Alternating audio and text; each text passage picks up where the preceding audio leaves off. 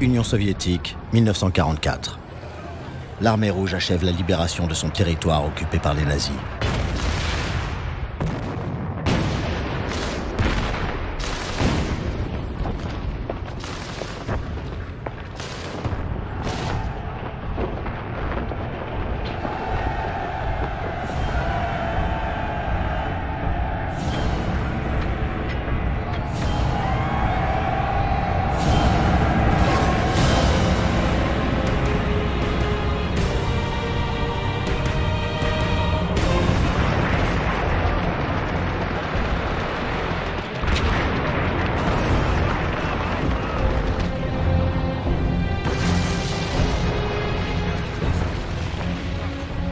Les Allemands détruisent tout dans leur retraite.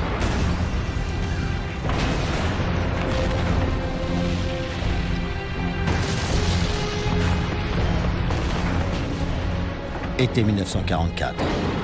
Hitler, dans son quartier général à l'Est, la tanière du Loup, ne s'avoue pas vaincu. Il garde sa foi dans la victoire finale. Pourtant, les alliés américains et britanniques ont réussi leur débarquement en Normandie. Le second front réclamé par Staline.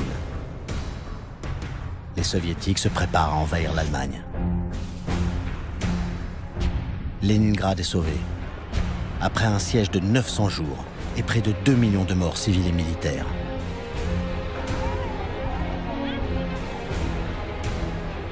Les prisonniers allemands sont confrontés aux survivants.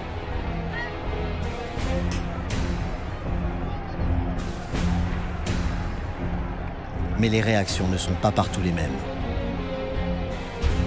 À Moscou, le 17 juillet 1944, 57 000 prisonniers allemands défilent.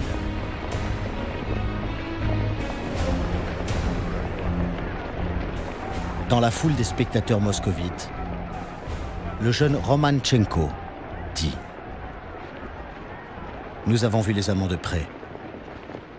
Le plus étonnant était le silence. Nous ne disions rien, les Allemands non plus. » Gamina Bouravleva dit « J'ai vu des gens pleurer. J'ai entendu une vieille dame dans la foule qui disait « Mon Dieu, ce sont les mêmes que nos pauvres enfants. »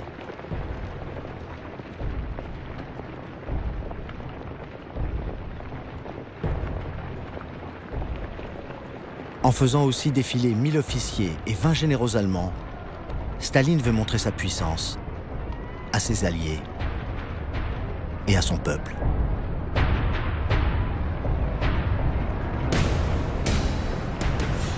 Staline veut-il devenir le maître du monde ?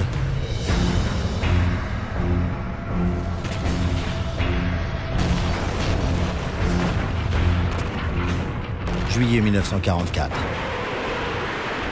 Les orgues de Staline anéantissent les défenses allemandes. La mobilité de l'armée rouge est stupéfiante. Les Américains ont donné à Staline les moyens financiers, l'acier, les métaux rares pour construire 55 000 chars T-34, parmi les plus performants de la guerre. Des centaines de milliers de camions, des jeeps, des véhicules blindés.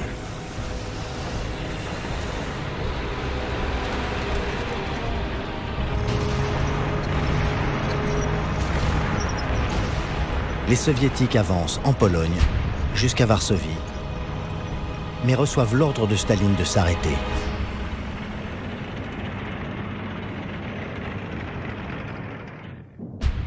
Varsovie, 1er août 1944. La résistance polonaise déclenche un soulèvement contre les Allemands pour libérer la ville avant l'arrivée de l'armée rouge et ne pas tomber sous la domination soviétique.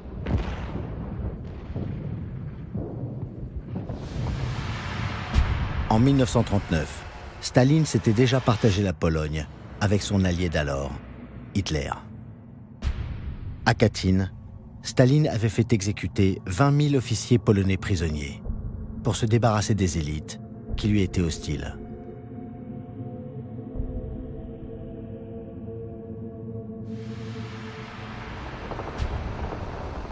En 1944, il interdit de porter assistance aux résistants polonais. il ne fait rien pour aider les Alliés qui tentent de parachuter des armes aux insurgés. Il les laisse massacrer par les SS, qui détruisent complètement la ville.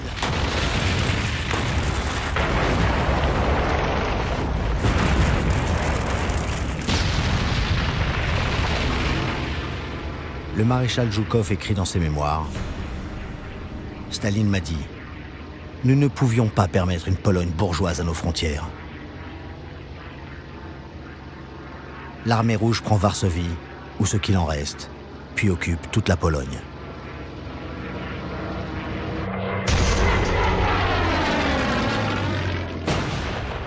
Dans leur avance, les soldats soviétiques découvrent l'horreur nazie. Le camp d'extermination des Juifs, à Majdanek. L'écrivain russe Vassili Grossman, alors correspondant de guerre, assiste à la libération du camp. Il commence par rechercher sa mère, dont il est sans nouvelles depuis juin 1941. Les rares survivants ne lui laissent pas d'espoir. Les cendres de sa mère ont dû servir d'engrais pour les cultures de choux des SS. Grossman va découvrir l'étendue du crime nazi. Belzec, Sobibor, Treblinka. Grossman révèle au monde, avec son article « L'enfer de Treblinka », ce que fut la liquidation des Juifs par les SS, alors que se rapprochait l'armée rouge. Grossman écrit « Trouverons-nous, en nous, la force de réfléchir sur ce que ressentaient, durant leurs dernières minutes, les hommes et les femmes qui se trouvaient dans ces chambres à gaz, effroyablement entassés, au point que leurs os se brisaient. Quelles images passaient devant leurs yeux? L'enfance, les jours heureux, la conscience s'obscurcit, la minute ultime de l'affreux supplice est venue. »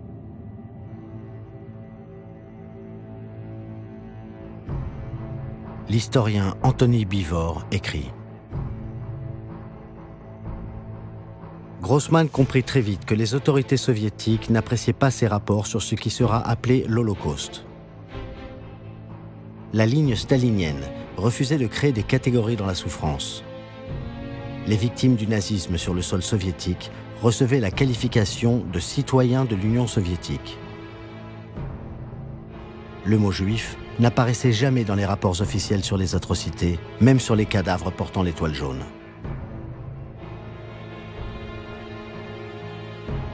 La position de Staline sur les crimes de guerre était « ne pas diviser les morts ». Pour Staline, le peuple soviétique a autant souffert que les Juifs. Ukraine, 1944. Staline veut cacher l'implication des Ukrainiens dans le crime antisémite et leur collaboration en masse avec les Allemands pendant la Grande Guerre patriotique. Les Ukrainiens, victimes dans le passé de famines organisées par les bolcheviks, fournirent des combattants aux côtés des Allemands dans la Légion ukrainienne, l'armée de libération de l'Ukraine ou la 14e division ukrainienne de la Waffen-SS.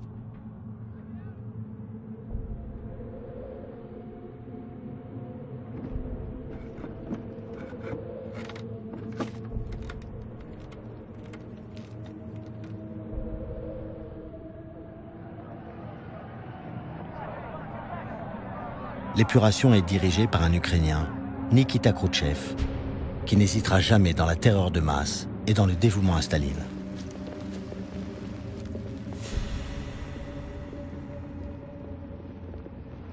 Khrouchtchev se plaint du retour des Juifs qui ont miraculeusement échappé au massacre. Leurs maisons sont occupées par des Ukrainiens. Khrouchtchev dit « Tous ces Abramovitch envahissent mes terres comme un vol de corbeaux. » Staline était-il antisémite? C'est d'abord un politique. Son attitude est floue. Elle change selon les époques et les circonstances. Il n'hésitera pas à faire envoyer au goulag la femme de Molotov, avec les autres membres du comité antifasciste juif, créé en 1942 pour influencer l'opinion publique internationale.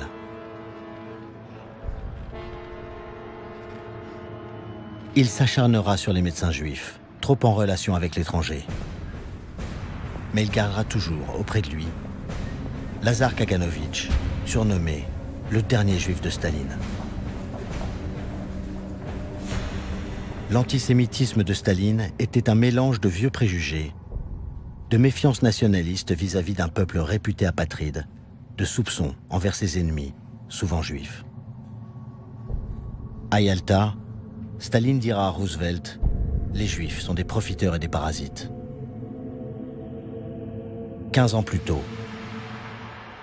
en 1929, il crée, dans l'extrême-orient soviétique, le Birobidjan, région autonome juive. Sa langue officielle est le yiddish, préféré à l'hébreu, considéré comme trop religieux. Sous prétexte de peupler cette région inhospitalière et de promouvoir l'agriculture, il s'agit bien de déportation. «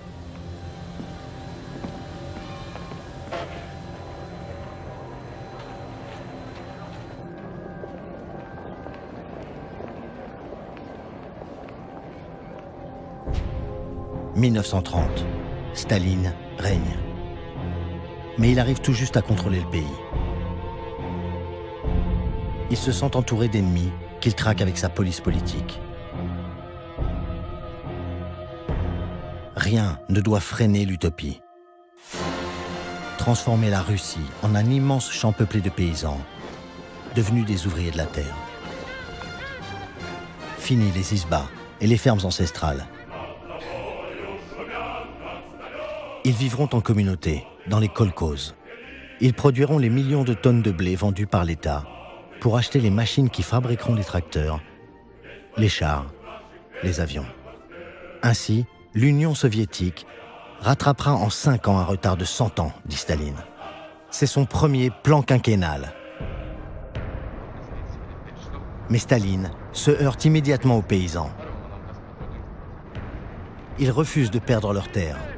Ils refusent la collectivisation. Staline leur fait donner un surnom infamant. Koulak, profiteur, exploiteur. Et il fait préciser le terme de koulak. Tout fermier qui a des salariés, qui possède un moulin, une fromagerie, une sécheuse à pommes de terre, des machines agricoles à moteur et du bétail.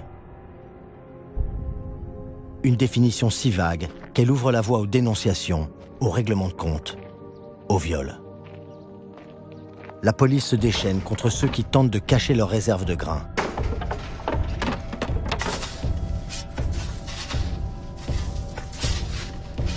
La résistance des paysans est telle que le pouvoir mobilise 27 000 dékoulakisateurs, des militants communistes venus des villes et une horde misérable de journaliers payés en part de butin.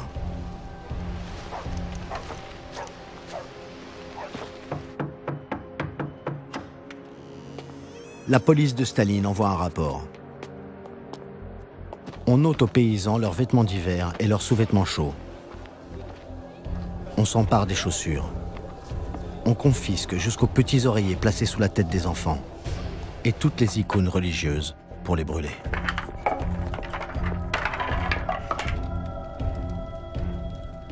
Staline veut entraîner toute la population dans la croisade contre les paysans en encourageant la délation.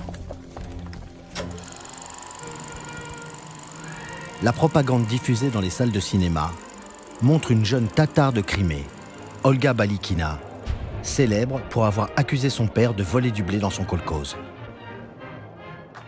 Félicitée par le parti, elle est fêtée par les pionniers, les 9-14 ans, et les komsomols, les 15-18 ans, organisation de masse créée par Lénine. Olga dit « J'ai agi comme tous les pionniers doivent agir ». En faisant le salut des pionniers, elle récite « Staline, tu es plus haut que les espaces célestes. Staline, tu es plus lumineux que le soleil. » Dans tous les villages, les statues de Pavel Morozov glorifient celui qui est appelé le pionnier héros numéro 001 de l'Union soviétique.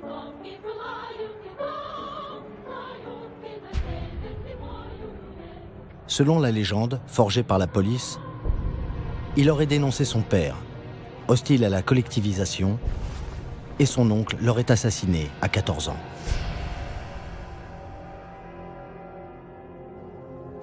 « 2 millions de paysans ont été envoyés défricher la Sibérie. 300 000 autres déportés au goulag. Et 300 000 exécutés. »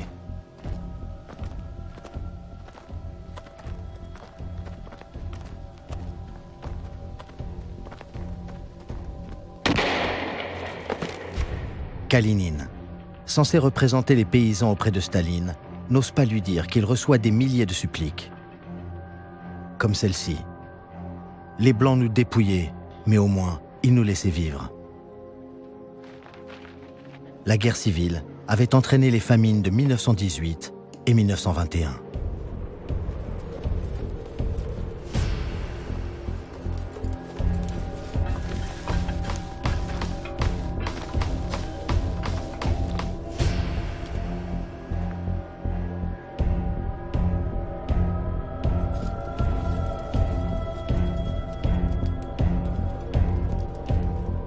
La famine, organisée par Staline dès le début des années 30, est la plus catastrophique, surtout en Ukraine. 5 millions d'êtres humains meurent de faim.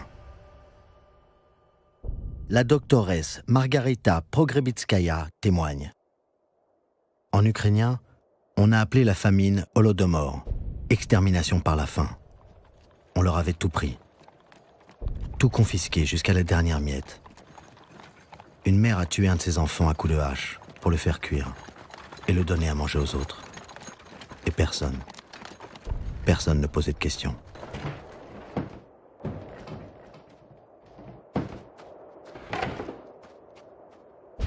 Nadejda, la femme de Staline, est la seule à lui parler du malheur du peuple russe. Ils sont souvent séparés maintenant. Elle a repris ses études à Moscou. Staline, lui, affectionne de longs séjours à la campagne. Son chauffeur est Nikolaï Vlasik, policier et photographe de l'intimité du tyran.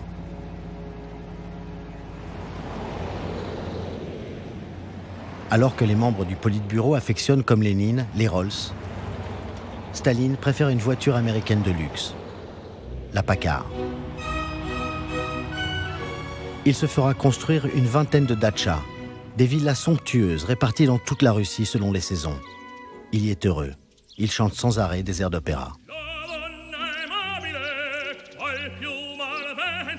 Il dirige le pays par télégramme, par des lettres précises, et en convoquant ses collaborateurs. Pendant que son peuple agonise de faim, il pêche la truite et lit beaucoup. Il a une bibliothèque de 20 000 livres. Il est capable de citer la Bible ou Bismarck, modèle politique allemand de nationalisme.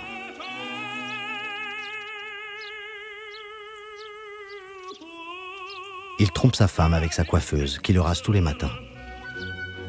Il joue au gorodki, variante russe de la pétanque, avec ses complices.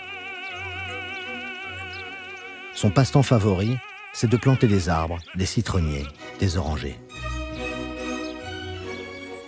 Sur les photos, apparaît maintenant, souvent, un policier. Il s'appelle Lavrenti Beria, un Géorgien comme Staline. Il s'est fait remarquer par sa cruauté et son sadisme exceptionnel. Il se rapproche de plus en plus de Staline, qui le nommera chef du NKVD, le nouveau nom de la toute-puissante police politique. Staline le présentera à Roosevelt en 1945 à Yalta comme notre Himmler à nous. Nadejda craint Beria. Elle le déteste. Quand il est là, elle retourne à Moscou. Elle écrit à Staline. Elle ose évoquer les queues devant les magasins vides. Ce qu'elle n'ose pas dire, ce sont les paysans qui ont fui vers la ville et qui meurent de faim dans les rues.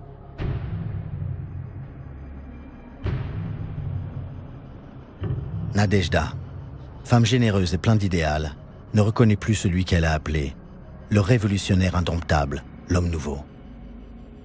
Elle lui dit Un bourreau. Voilà ce que tu es devenu. Nadejda, le 7 novembre 1932, défile avec les étudiants de l'Académie industrielle de Moscou pour le 15e anniversaire de la Révolution. Staline, à la tribune sur le mausolée de Lénine, semble particulièrement tendu.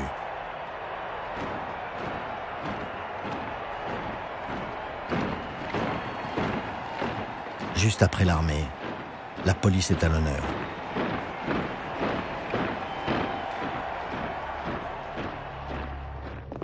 Un grand banquet clôt les festivités au Kremlin.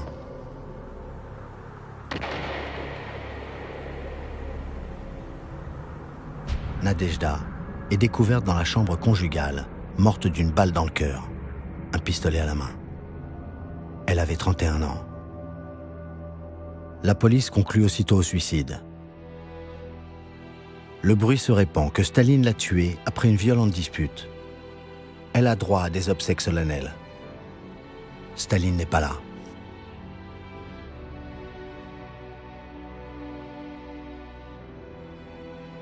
Le suicide de Nadejda, présenté ensuite officiellement comme une crise d'appendicite, apparaît, au-delà du désespoir, comme un acte politique de défi envers Staline.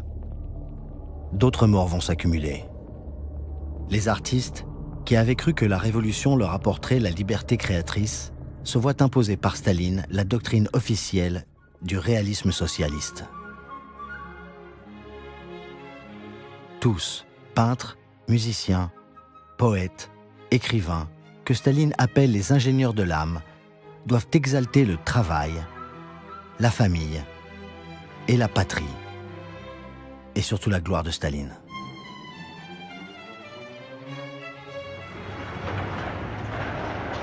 Ceux qui ne sont pas en prison ou en exil tentent encore de résister.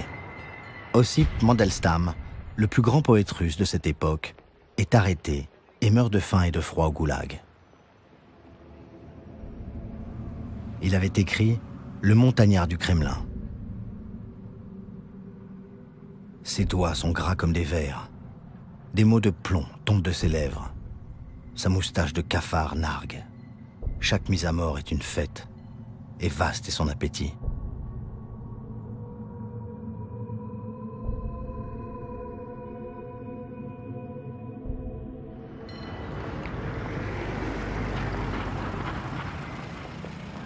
Dans les appartements communautaires, confisqués aux bourgeois, où s'entasse une famille par pièce, chacun a peur de l'autre.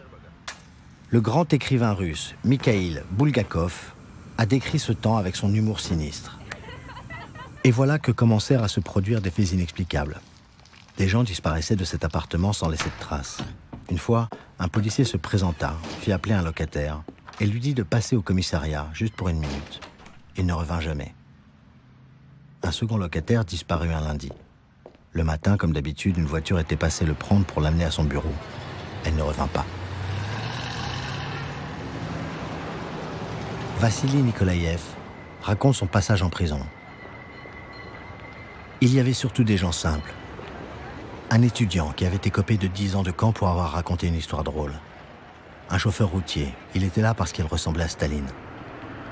Un coiffeur qui n'avait pas sa carte du parti. Le chef d'une laverie qui, lui, avait sa carte. Et aussi un vieux qui se réjouissait et nous disait « Je suis tellement content que vous, des communistes, soyez aussi en prison et que vous n'y compreniez rien, comme moi. »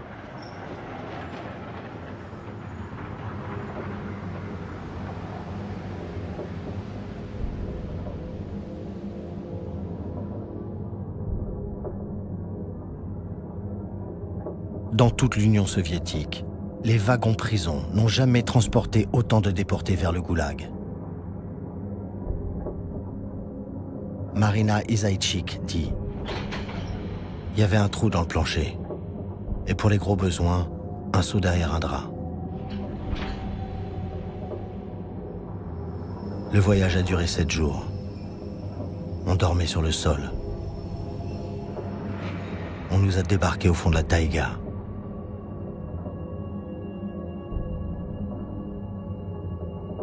Très vite, on a commencé à avoir le scorbut. On perdait les dents.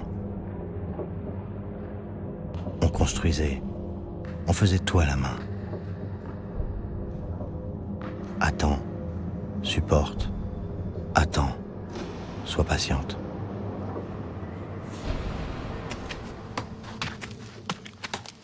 Les centaines de camps du Goulag, baptisés camps de travail correctif, deviennent un énorme réservoir de main-d'œuvre gratuite pour les projets pharaoniques de Staline. Comme, en 1932, le canal pour relier la Baltique à la mer Blanche, le Bielomor Canal. 300 km à travers des montagnes de granit, creusées à la main. Au son d'orchestre de déportés.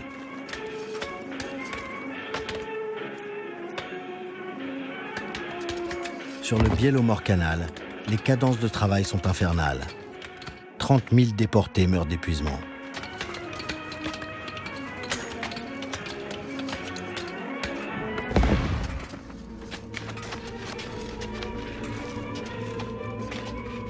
Membre du Parti communiste français, Louis Aragon écrit « J'applaudis ce principe du recyclage humain, cette science prodigieuse de la rééducation de l'homme.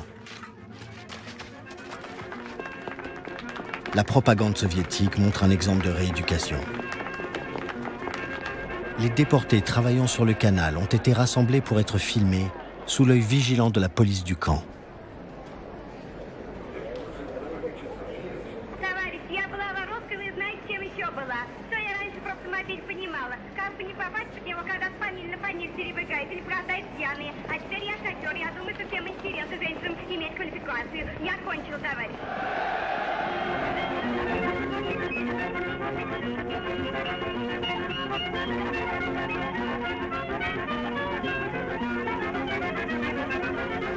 Pour aller plus vite, le chef de la police politique, Yagoda, impose aux ingénieurs déportés de réduire la profondeur du canal, ce qui va interdire toute navigation.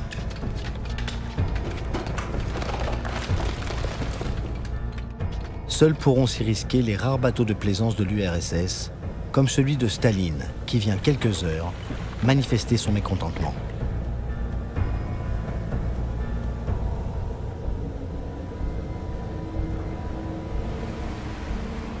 Il décide de faire construire plus tard un meilleur canal, puisque la main-d'œuvre est inépuisable.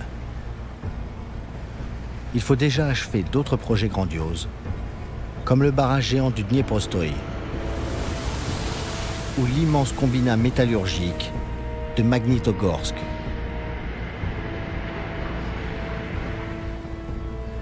Mais Staline a une idée qui surpasse toutes les autres. Construire un temple pour le peuple. Où se réunit tous les jours le peuple? Dans le métro. Staline veut doter sa capitale du plus beau métro du monde.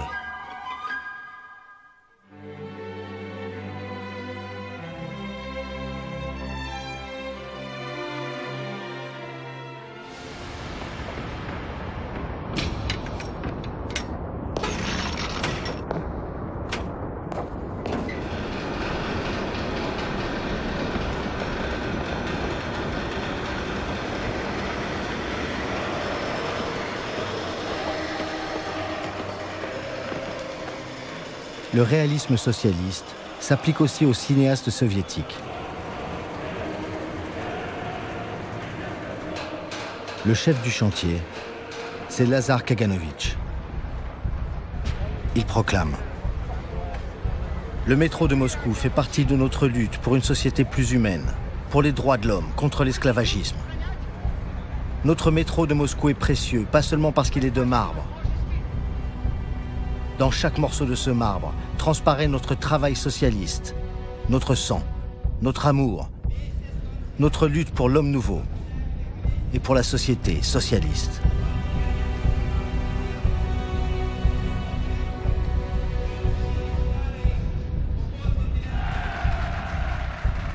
C'est Kaganovitch qui a inventé le mot stalinisme en disant « On continue de parler de Lénine et du léninisme.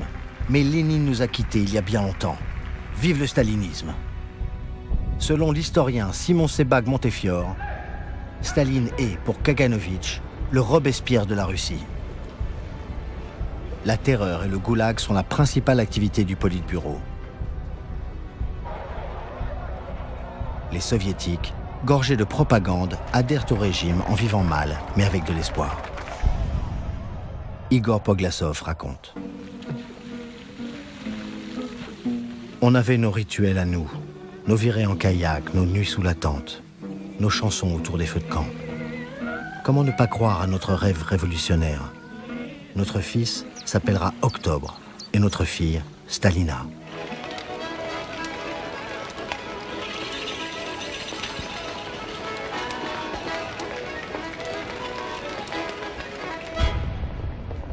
30 janvier 1933. Les soviétiques apprennent par de longs articles de la Pravda qu'en Allemagne, le chef du Parti national-socialiste, en abrégé nazi, Adolf Hitler, est devenu chancelier, c'est-à-dire Premier ministre. Quelques jours plus tard, le 10 février 1933, au Palais des Sports de Berlin, sous le slogan « Libérons l'Allemagne du marxisme ». Hitler rappelle que son ennemi principal est le communisme. Der Kampf gegen den Marxismus wurde damals zum ersten Mal zu einem Kampfziel erhoben. Damals gelobte ich mir zum ersten Mal, als unbekannter Eiserner diesen Krieg zu beginnen und nicht zu ruhen, bis endlich diese Erscheinung aus dem deutschen Leben beseitigt sein würde. À Moscou, Staline ne peut pas ignorer la menace d'un conflit armé avec Hitler.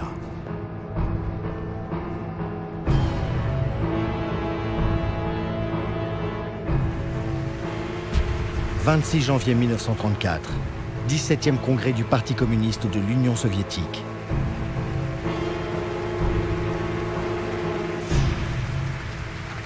Khrouchtchev, comme les autres staliniens, l'appelle le congrès des vainqueurs, parce que Staline annonce des résultats faramineux.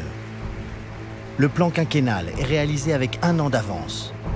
La production industrielle a doublé. L'Union soviétique a échappé à la grande crise qui vient de secouer l'Europe et les États-Unis. Tous les chiffres sont faux, mais l'euphorie est générale.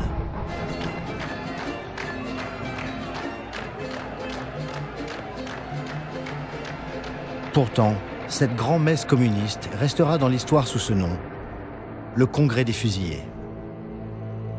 Car il réserve une mauvaise surprise à Staline.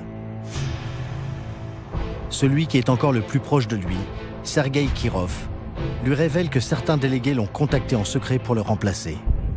Et 300 des 1200 délégués, inquiets de la concentration totalitaire du pouvoir d'un seul homme, votent contre Staline.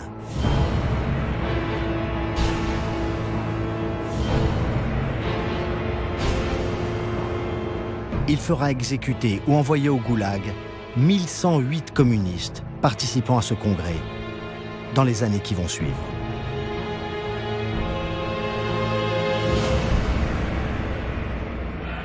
À Berlin, Hitler, lui aussi, purge le parti nazi. C'est la nuit des longs couteaux. Pour se concilier l'armée et les milieux d'affaires, il fait assassiner les soudards qui l'ont aidé à prendre le pouvoir. La violence et la rapidité d'exécution du Führer impressionnent à Moscou. Staline dit à ses proches « Vous avez vu ce qui s'est passé en Allemagne? Un sacré type ce Hitler. Cela demande du savoir-faire. Voilà comment il faut traiter ses adversaires politiques. »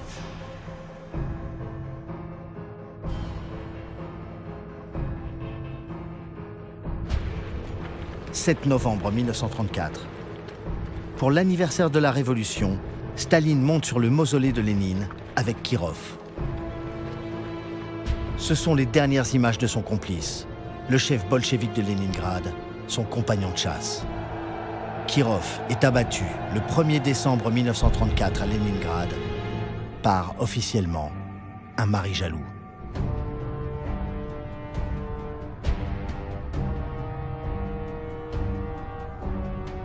La mort de Kirov déclenche une terrible réaction en chaîne. Staline se sent menacé par une résistance intérieure. Il déclare la guerre à son peuple. Il plonge son pays dans une longue nuit qui va culminer en 1937 avec la Grande Terreur, un délire meurtrier qui fera 700 000 morts en un an.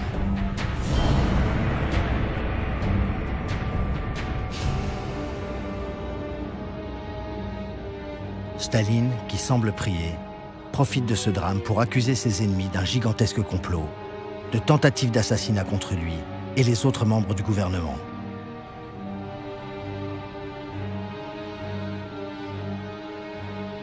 Il traque les trotskistes, les opposants réels ou supposés, même les plus grands héros de la Révolution, comme Nikolaï Boukharine, que Lénine appelait pourtant l'enfant chéri du parti. Staline organise des simulacres de jugement à grand spectacle qui resteront dans l'histoire sous ce nom, les procès de Moscou.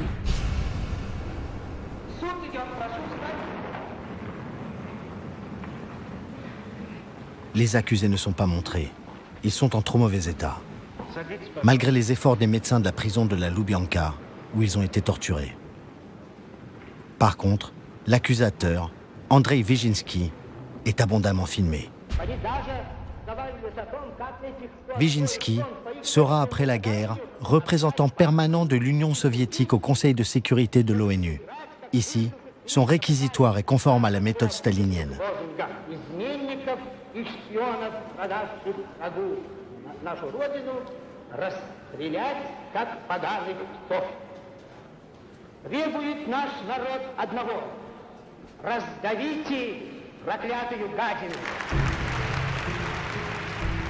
Les procès de Moscou secouent les opinions publiques du monde entier.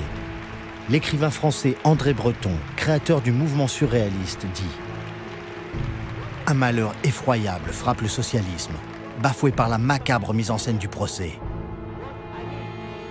Staline est le grand instigateur, le faussaire, le plus inexcusable des assassins. Dans les usines, ouvriers et ouvrières sont mobilisés pour exiger le châtiment des coupables.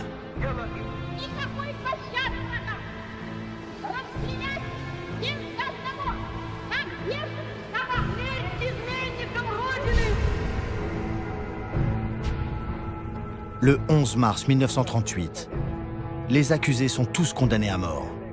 98 membres du comité central du Parti communiste, les principaux responsables de la police, avec leur chef, Yagoda, une grande partie de l'état-major de l'armée rouge, avec, à sa tête, le maréchal Toukhatchevski. Et ceux qui ont permis à Staline de prendre le pouvoir, Boukharine, Kamenev, Zinoviev. Boukharine écrit à Staline « Koba, à quoi ma mort va-t-elle te servir ?»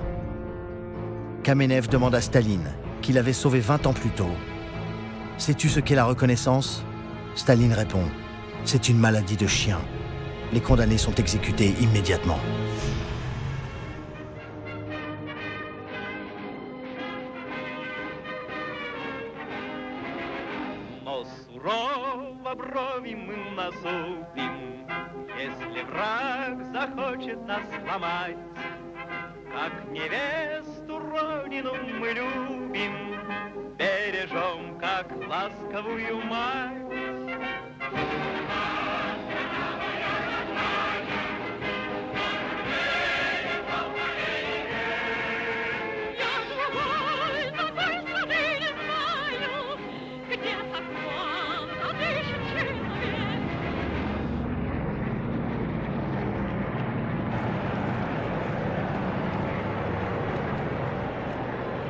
La moscovite Nina Poglazova dit « On vit dans un monde soviétique où il n'y a qu'une seule règle du jeu. Et tout le monde joue selon cette règle.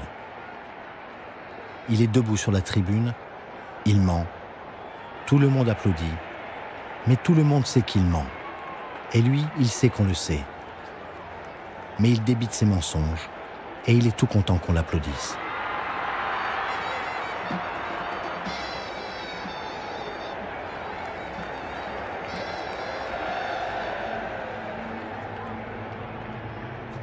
Svetlana Alexievitch rapportera Ma génération a grandi avec des pères qui revenaient soit des camps, soit de la guerre. La seule chose dont ils pouvaient nous parler, c'est de la violence.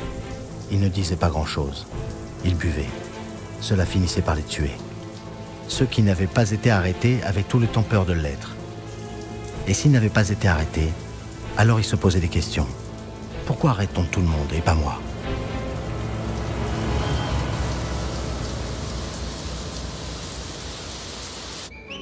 Margarita Pogrebitskaya dit « Nous aimions notre patrie, d'un amour sans limite. C'était la plus belle des patries. La première automobile soviétique, hurrah ! Un ouvrier illettré a découvert le secret qui empêche l'acier de rouiller. Quelle victoire ! Le monde entier connaissait déjà ce secret depuis longtemps. Mais cela, on ne l'a appris que plus tard. Nous allons être les premiers à survoler le pôle Nord. Nous allons détourner des fleuves gigantesques, irriguer des déserts éternels. » Staline entreprend la construction d'un nouveau Moscou, qui sera la vitrine du socialisme. Comme Hitler et Mussolini, il veut du romain, du géant. Une tour de 500 mètres surmontée d'une statue de Lénine.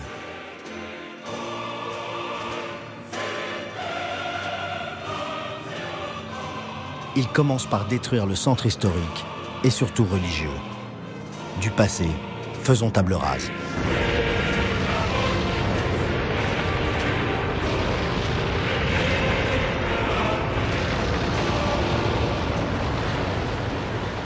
Staline fait marcher sa machine de propagande à plein régime pour fabriquer des héros du travail, comme le mineur Alexis Stakhanov. C'est le plus grand mineur de tous les temps. Il extrait 14 fois plus de charbon que les autres, 100 tonnes en une journée, ce qui est impossible, mais donne naissance au mouvement stakhanoviste.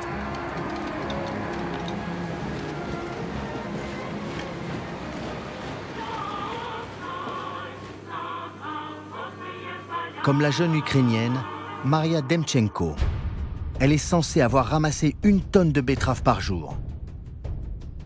Staline lui dit « Tu peux pas aller jusqu'à 2 tonnes ?» Elle lui répond « Je peux même faire plus, camarade Staline. »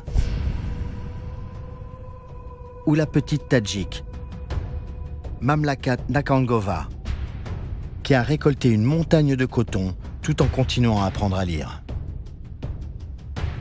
Staline revêt alors le costume national tadjik pour inciter les peuples d'Asie centrale à dépasser, eux aussi, toutes les normes. Dépasser, c'est le rêve de Staline. Dépasser l'Amérique, qu'il admire tant. Tous ces exploits stakhanovistes sont de pures inventions. L'industrie soviétique entre dans l'ère du mensonge. Affolés par la terreur, ouvriers et responsables d'usines, menacés s'ils ne remplissent pas les quotas, mentent sur tout. Sur la qualité, la quantité, la fiabilité, le rendement. Le dernier acte de la terreur se joue à Mexico en 1940. Trotsky finit par croire qu'il est à l'abri. Il continue inlassablement à écrire, à dénoncer, dans ses livres, le stalinisme.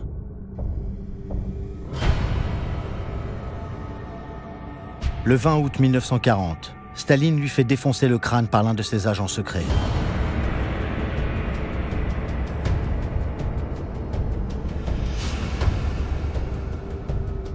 Mais Trotsky porte lui-même une part de responsabilité dans le stalinisme, comme le souligne l'historien Boris Souvarine. Souvarine écrit « Trotsky a contribué à forger avec Lénine le mythe néfaste de la dictature du prolétariat. Au mépris des idées réelles de Marx, invoquées à tort et à travers, ils ont fait preuve d'une inconscience qui a livré à Staline tous les leviers de commande. »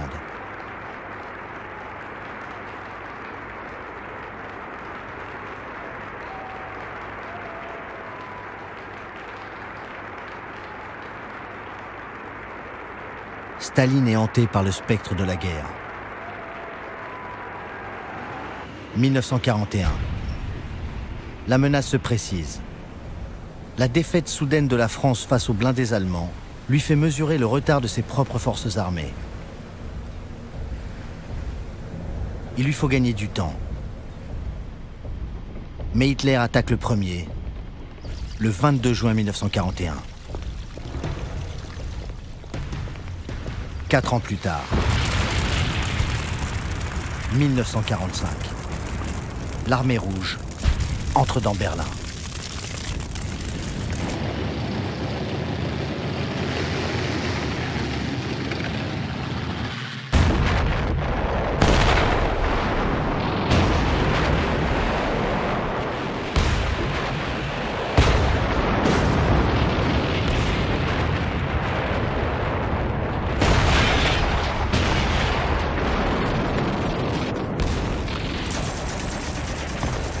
La jeune Aglaïa Nesterouk est sergent radio.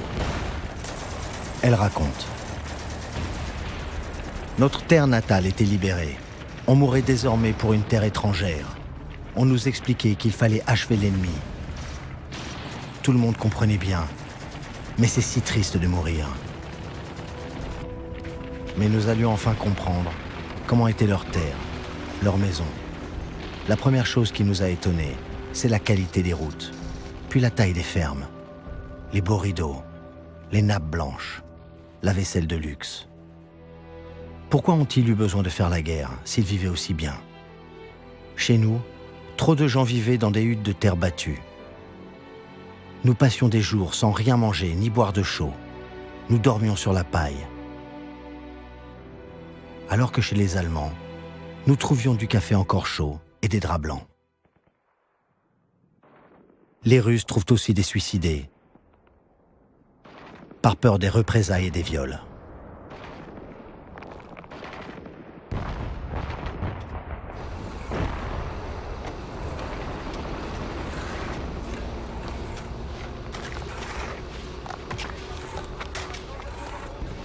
« 9 millions de soldats soviétiques sont morts.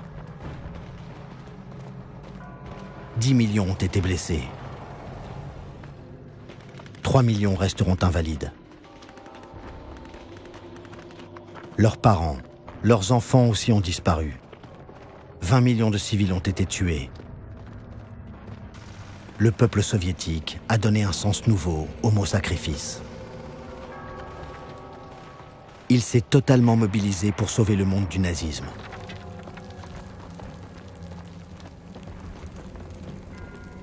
Le 30 avril 1945, Hitler se suicide dans son bunker. Il a fait 70 millions de morts.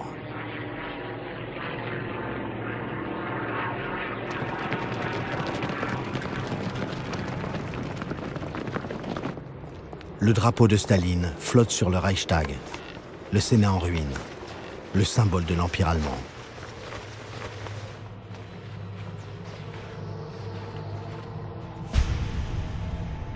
« 8 mai 1945, l'Allemagne nazie capitule.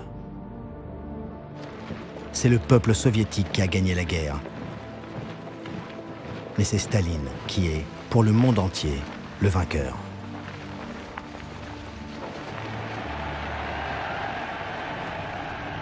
Le 12 août 1945, sur la place Rouge à Moscou, Staline organise une immense parade sportive.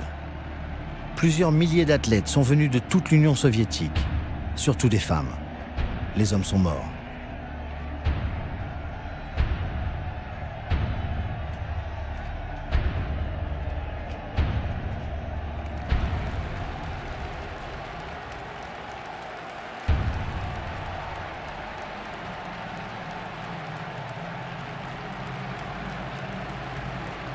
Le rituel a repris. De la montée au-dessus du tombeau de Lénine des dignitaires du régime, accompagné cette fois d'un étranger, honneur rarissime. C'est le général américain Dwight Eisenhower qui avait commandé en chef les forces alliées et organisé le débarquement. C'est pour lui, pour l'éblouir, pour impressionner l'Amérique, bientôt désigné comme l'ennemi impérialiste, que Staline va faire défiler ce qui reste de sa jeunesse pendant 5 heures.